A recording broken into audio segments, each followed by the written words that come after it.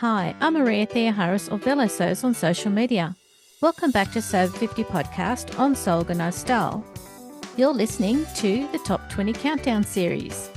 It's funny, I've just had a blood test this morning at the doctor's because I'm convinced I've got gallstones. So yeah, another 50 plus problem probably. And the two ladies, the nurse and the phlebotomist in there, she was saying, oh, I love what you're wearing.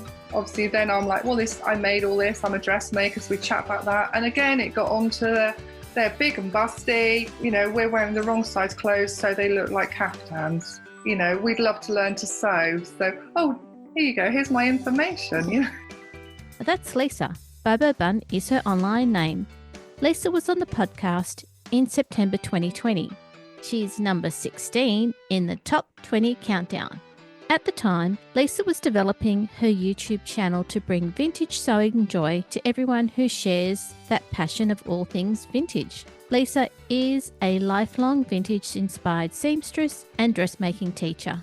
She created Bobo Bun's Sewing School in Norwich, UK. As a child, Lisa was always making something or could be found curled up with a book. Does this sound like you too? Lisa first learnt to sew on her mum's vintage sewing machine. Lisa has been sewing non-stop since then, learning everything she could while teaching as her full-time career. These days, if Lisa is not teaching dressmaking classes, you'll find her sewing, knitting, or planning her next project. This is the third time I'm thanking Lisa for being on the podcast, as last year Lisa kindly gave me her permission to use her podcast as part of a video podcast assignment I had to complete for my diploma in screen and media. If you're interested, the Jukebox series is on the Sew Organised Style YouTube account. Please be kind with your comments. Thank you, Lisa, for the vintage sewing teaching and inspiration you provide us online and in real life. Are you ready to step back into 2020 and hear Lisa's story? Let's have a listen now. Today's guest is Lisa Smith-Clare, or Bobo Bun. Lisa is passionate about vintage sewing and teaches a range of sewing classes. So let's welcome Lisa. Welcome, Lisa, to the podcast. Hello, Maria. Lovely to meet you. Same here. I've seen you on Instagram and love the images and the vintage vibe that you have with your sewing. Yeah, totally passionate about it. Vintage and colour. Definitely colour. Yeah, I don't do pale. And the colours that you use are so beautiful that it's always a pleasure to go through the posts that you've got up there as well. So very inspiring. It's very inspiring. Very kind of you to say. Thank you. That's okay. Would you like to give our listeners an idea of where you live? Yeah, I live in Norwich, which is in England, a county called Norfolk. We're kind of around bump out on the east coast of the UK. So we're kind of isolated. There's no motorways in. So we're kind of a little world of our own, really. But it's beautiful here. So it's not busy? No, I live in the main city of the county, which is a lovely medieval city. So there's lots of history by the river. Because we're a circular county, beaches all the way round, lovely countryside. You don't pass through us. You've got to make a trip to come out to us because we're not on the way to anywhere. Okay. So that's why we're quieter in that way, which is quite nice. Yeah, it sounds lovely. Can you tell our listeners what role sewing plays in your life? I would probably say, I'd like to say 100% of a role in my life. But yeah, I do have to cook for everybody and do the mum stuff and pay attention to my partner, even though he thinks I'd rather be sewing all the time. Pretty obsessive. We will be out, for a meal or walking down the road and they know I'm looking at someone deconstructing their garment or picking up ideas of how I could put something together. Yeah. Always looking at fabric. Yeah, so I'm always looking at inspiration, watching TV programs and wow, look at that outfit. So if I'm not sewing, I'm thinking about sewing. Yeah, it does fill up a whole huge part of my life. Sometimes I'm not necessarily enjoying it. I'm doing it more because I think, I want to get this item made. I don't feel the love for it all the time. Mm-hmm. And I have noticed my life, like when my dad died or my marriage ended, I couldn't sew probably for about a year. So I know major emotional situations really hit my creative side. Yeah. So where I know some people would find their mental health, they're able to do it and it'll nurture them during that time. But for me, it just took that away. But for the most part, I'm happy to positive and sewing and yeah. Have you ever been watching TV and seen something on there, an outfit that someone's worn, and then taken a photo of it? Because I've done that before. Yeah. Or you keep constantly rewinding, trying to get that still for that point. I remember watching Indian Summers with Julie Walters in it, set, 30s, Raj. Oh, I've got so many screenshots of different things that one day I will make. They're all saved away, and yeah, one day those things will get made. Yeah. I love doing that because I'll have an idea in my head of an outfit I want, whether, wherever I've seen the inspiration for that thing from, and then I will find different pattern pieces that I can construct that. That's my big thing, really. I very much don't go to one pattern and think, right, I'll make this dress. I pull all the composite parts together so that I can get the garment that I want, if that makes sense. Yes, it does. That's the real fun for me. Yeah, making it individual and my own. What formed your love for vintage sewing? It's been a lifelong thing. I can't remember a time where I didn't love. I think it's the nostalgia for the past. I had some lovely elderly aunts. They were beautiful ladies. They grew up in the East End. They were a big Jewish family. And my Aunt Hester, I think she was my original inspiration. Her husband worked in the early movies, after the First World War. And they were such a glamorous couple. They were living in London. She had all her suits handmade. They never had children, so she always had a good career. She didn't have to stop work. And she was just always beautifully attired. And they were like this glamorous couple. And then they moved to Norfolk to retire. And suddenly, I was inheriting a lot of her 50s gowns and things. I'd see all the photos in the 30s and the 40s, but she would be giving me some of her things like 50s jackets. And obviously their house, had all the lovely floral curtains or the cushion covers. And I just remember feeling really happy in that environment, even as a child. 16, I went to art college and liked to dress individually. So I'd say Victorian petticoats with 1950s jackets. And so I can't remember a time where I wasn't always mixing that up, but I wasn't making it for myself at that time. And then that's been a slow evolution. I've always liked an individual style, but I would say probably in the last 10 to 15 years is when I've really said, right, I'm going to make the vintage clothes I want because I'm 6 foot. I'm slim but with big boobs, so ever getting a vintage outfit that I could fit properly or afford. But hey, there are all these amazing patterns out there, so finally I can make what I want to wear. And you've got a really good range of prints that are vintage inspired, so why not? Exactly. And I mean, my real love is using vintage fabric, but I'm not, one of these people who has to stick to that because you can't always get the vintage fabric. I love modern designs as well, but making a vintage design in the vintage fabric is obviously even more fantastic. It is too. What's your experience been in the Sew Over 50 community? Oh, in the Sew Over 50 community, I remember when it first came up, but I wasn't 50, and it felt like a gang that you couldn't join.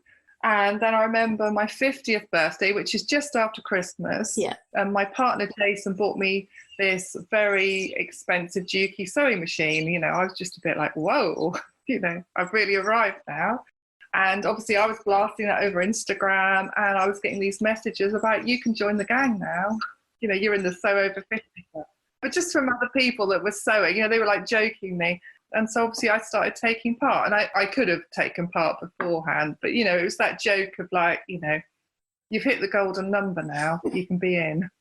And so, yeah, it was lovely, always looking at their posts, commenting on things. And then when they did the meetup in February this year, I was really excited to be able to go, and meet some of the other people there. That was really lovely. I'd already met Susan Young at SoCam, which I think was the October before that. So that was lovely, thinking, well, I'll see her again and I feel like I know her a bit, Yeah. And there's a lovely lady in America, so she'll like this shout out, Laurie, who's LBJ, yeah? Yeah. She's got a similar style to me, and so we've hooked up. There's different people that I've got to know.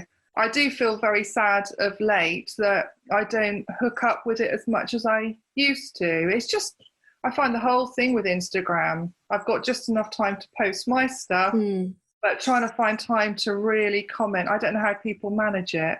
And I hate that because it's not down to I'm not interested or don't care. It's just when I do it, you suddenly find 4 hours have gone of your day. Exactly. Yeah. So it's trying to find that balance. But no, it's a fabulous community. And you said that you've written a couple of guest posts for Sew Over 50? Yes, I did when they did a call out, and I thought, well, I'd love to do that. And also, I mean, I speak to Sandy, you know, off and on regularly. So I know, you know, how hard they all work. And so I thought, well, it'd be really nice to help them out too. And I know they do a bit on the vintage. They've had their competitions and things. So I thought, well, there's quite a few people. There's Tina, you know, Vintage Tina, and Sally makes stuff. There's quite a few people who love that. And I think that even people who don't sew vintage, they still find it interesting. They might not want to wear it, but they still find it interesting. And there's lots of techniques involved that you wouldn't use in a modern pattern to give them other skills. So my suggestion to them was these vintage themed posts. I think one was about why sewing with these patterns. And then my second post was picking movie star looks, you know, from the 20s through to the 70s, and suggesting patterns that we can now buy, you know, that would create that type of look. And I tried to pick patterns that weren't just vintage look, you know, they'd work very much in a contemporary wardrobe for women, whatever your age, you know, if you're in 70 or 80. I tried to make it, you know, as wide as possible. So just to inspire as many people. Yeah, it got, you know, some really good feedback. I think people enjoyed them. I think the fact that you'd picked patterns that could reflect a particular era, it was quite clever, because it at least gives people a way of going about making that outfit if that's what they had in mind. Exactly. You can either be true to the era or it's showing that all clothes, that all comes around. I mean, I started off with a Louise Brooks kimono. I mean, you could wear that over skinny jeans, you know, with trainers. Yeah. Or you can make 20s look. It's up to you how you want to style it, isn't it? So that's right. And when you did the guest post, did you also have to follow the comments that were happening on that particular post? Yes, I did, yeah. So, and I replied at length. So there was some nice chats going backwards and forwards, you know, and I picked my days when I knew it was a day where I would literally be at home and I'd not have other things, so I could focus on it and, yeah, keep up to speed with them all. My hardest thing, because I do like to talk, I'm a funny mix of, I'm quite an antisocial person. I love my own company, but when I'm in company, I seem to talk too much. So trying to keep that post nice and short, that was the hardest thing with the words, you know.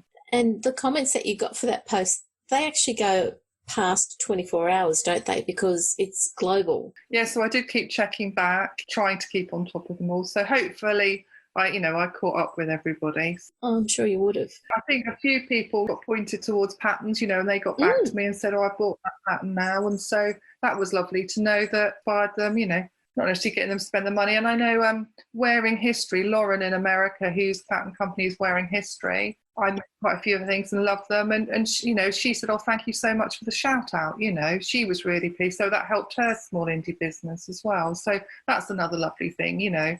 I always liked to do that. I remember as a child, when I was about 6, somebody took the credit for my painting and the teacher was wow and told me off for not doing anything. And I knew then if I said anything, they wouldn't believe me. Yeah. And so I've never ever liked other people taking the credit for things. So that's my one rule on Instagram. I always make sure I link everything, I shout people out, because it means a lot to me, you know, to give people the credit where it's due. So. That's a tough lesson that you learnt at 6. Yeah, it seems such a silly thing, but it's really stayed with me. So, yeah, I think people should always be credited for what they've done, and it's lovely to share how well you think other people are doing. That's right, exactly. So with your sewing experience, what is one of the things that you're really passionate about for sewers? For me, the fittings come as me not fitting things well, so I wanted to learn it, and now I've learned it. I love passing those skills to others. Because you run sewing classes and it says from beginners to fitting. So fitting is one of those things that a lot of people struggle with. So do you have any advice for people when it comes to getting their garments to fit better? Fitting garments well, you know, something that I'm really quite nerdy about. That comes from a long time back sewing and, you know, that gamble of not knowing if it will fit when you finish. Yeah. And more often than not, it never fitted. So I decided, right, I've got to learn this properly. So I did all the research. I put in all the years of trial and error. I have friends who work in the profession, you know, as tailors, dressmakers, costumiers. So I went to them. They've taught me skills. And it got to the point where I knew I really knew this stuff. Mm-hmm. And I'm also a qualified teacher. I used to teach A-levels, which is the final year of high school. And once you can teach anything, and obviously sewing is my passion. So I moved over from high school teaching to teaching dressmaking, which is wonderful, finally doing the thing I'm passionate about. So to be able to teach people these fitting skills, and I think people, they say they come to me because I'm self-taught. They like that. They know that I've done the graft and I'm going to be speaking their language when I explain it to them. And obviously since lockdown, I've been teaching fitting classes on Zoom, and it's amazing that it works just as well, through a video chat. And then you get this feedback from people saying, wow, this fits me now. So my big area of fitting is for helping ladies with busts, because if we took our boobs off, God, it'd be so much easier to fit the bodice or a shirt, wouldn't it? If we just unscrew those, but they just give this bump or, this extra contour. So I love teaching people. I mean, the big eye opener is about the high bust measurement. Mm-hmm. And this is one tip I pass over to the podcast, that people see the bust measurement on a pattern and they think that is their full bust, but it isn't. We've got to ignore that. We have to think of a bodice in 3 sections. So we always have to think of that bust measurement on the pattern as our high bust measurement, which is the measurement around under our armpits above our bust. Yep. And that way, the top will fit on your shoulders and your neckline and above your bust. If you're going by your bust size, it's going to be too baggy up top if you're big busted. And if you're smaller busted, it could be too tight. Yeah. So you need to sort of make for that high bust, and then learn how to do any alterations for the bust area, whether it's a small bust, taking it in, or full bust, taking it out. And then next bit, grading for the waist, because that could be another size. So I love giving people the confidence to see how you take a pattern apart and you actually understand what the measurements mean and how to use them. That's my passion of it, really. And so, when I'm in my classes and the ladies measure themselves, they come back the next week and say, I hate my body, I'm going on a diet, because I don't know why it does. And I said, yeah, but we're starting this fabulous journey now. And then we start making these bodices and they suddenly see what an amazing body they've got. It doesn't matter if you're, say, a size 24 to a size 6. Once they're making something that fits and shows their unique body off, they suddenly then think, oh, God, not that diet and all of that nonsense. What was I on about? Because, I've got something that fits and shows my lovely body off. Yeah. And you can make it fit you, whether it's tightly fitted or whether you like a looser fit, you're then in charge rather than the ready-to-wear clothes, aren't you? Yeah, they're sewing for their current body, and that's really what it's all about when it comes to fit. It's funny, I've just had a blood test this morning at the doctor's because I'm convinced I've got gallstones. So, another 50-plus problem probably. And the 2 ladies, the nurse and the phlebotomist in there, she was saying, oh, I love what you're wearing. Obviously, then I'm like, well, I made all this. I'm a dressmaker, so we chat about that. And again, it got on to they're big and busty. We're wearing the wrong size clothes, so they look like caftans. We'd love to learn to sew. So, oh, here you go. Here's my information.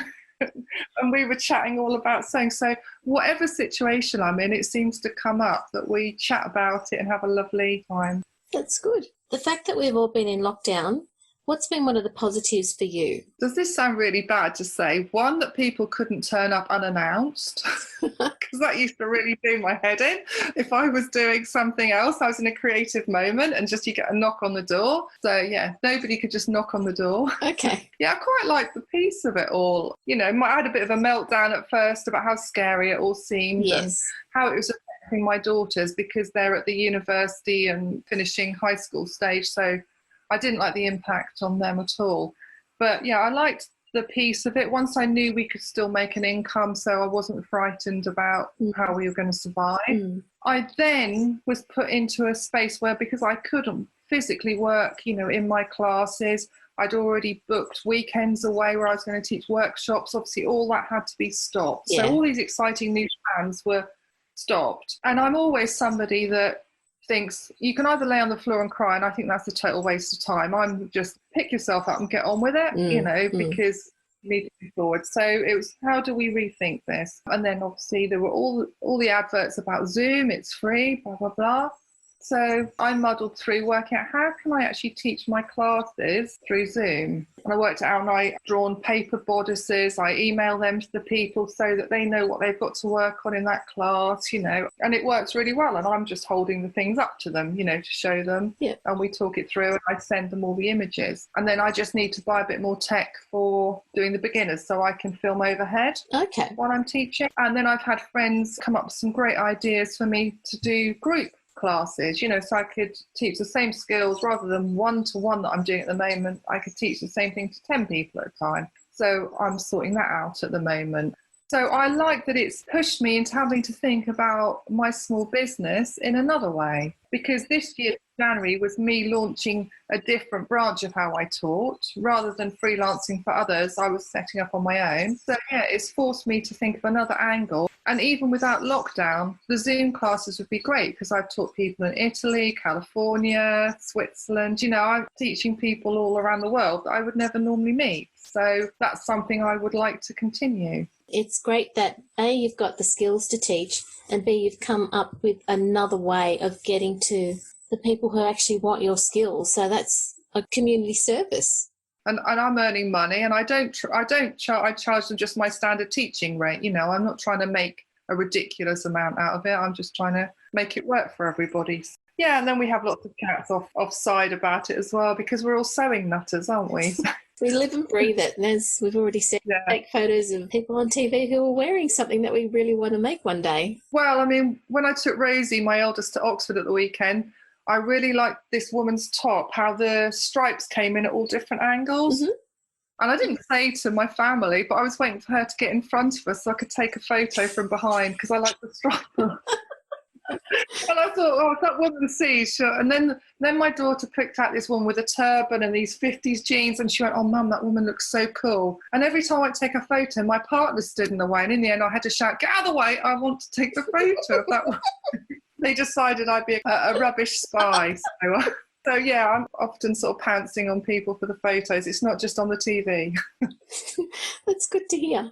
Yeah. There will be other people in the listening audience who also identifies with you. Yeah, we just need to up our sewing spy skills, don't we, on how to stalk people for good photos. I think that'd be a great hashtag, sewing spies. Yeah, sewing spy. Now I've gone off on a tangent. I'm sorry. Yeah, you're all right. So I would say I'm always thinking of new ideas, ways I can take things. So I hooked up with, because I guess this does link into the Sew Over 50. Yeah. I hooked up with Rebecca, who's 29. I love her. She's pretty handsome every day. And she sews very similarly to me. We don't know each other, but, through Instagram. So we set up the Pair of Vintage Sew and Sews hashtag, which we're now going to make as an Instagram page, and there'll be constant things. And, we are going to approach fabric companies to see if they would sponsor us for fabric. We were going to do that at the start, but then lockdown happened and we didn't want to affect their businesses initially. Yeah. But now everything is starting to tick over and everyone's managing. That will be our next step. So we make a pattern every month of making something that's vintage inspired or a vintage pattern to show people how it will work. I mean, she's like really petite. Mm-hmm. 29, blonde, so she's got a very different look to me. I'm 6 foot, dark. And she's smaller busted, I'm big busted, and I'm, what am I now? 51. So we're trying to show how that same pattern works and can be interpreted differently for two different people, women of different ages. That's been another offshoot, idea from my sewing, something that's fun to do and liking to share with people, hopefully inspire them. So what's the hashtag? It's called Pair of Vintage Sew and Sews. Sew, S-E-W, Sew and Sews. Great. I think, Sew Over 50 put us when they did their Sew 50 sew along, about friends sewing. Yep. They used our image for that. They asked us if they could do that. So, I'm just always trying to think of different ways that, you can inspire others and inspire myself with different creative ideas.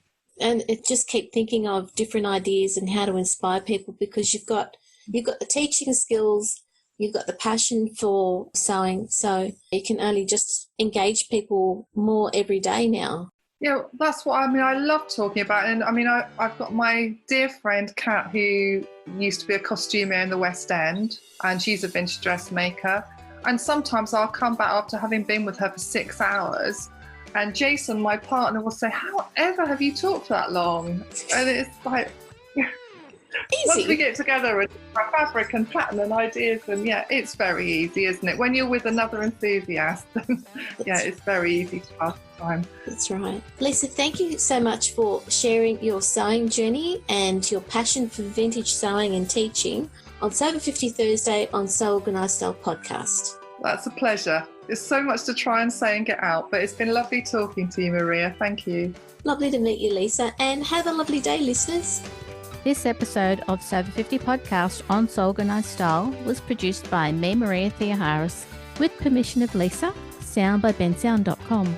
Many thanks for the ongoing support of the podcast Patreon contributors. On patreon.com/Sew Organised Style, you can support this podcast every month for the cost of a coffee. Their ongoing support enables me to develop this podcast for free. You can subscribe to Sew Organised Style podcast, but with an S, not a Z, on all good podcast apps. Make sure you go back and listen to our free Sober 50 podcast archive on Sew Organised Style podcast. If you would like to contribute to the many ongoing posts and challenges the team promotes on the Sober 50 account on Instagram, direct message Sandy and the editorial team. The Sober 50 community has over 50,000 followers. We look forward to joining you in your sewing room next time. Stay safe, everyone.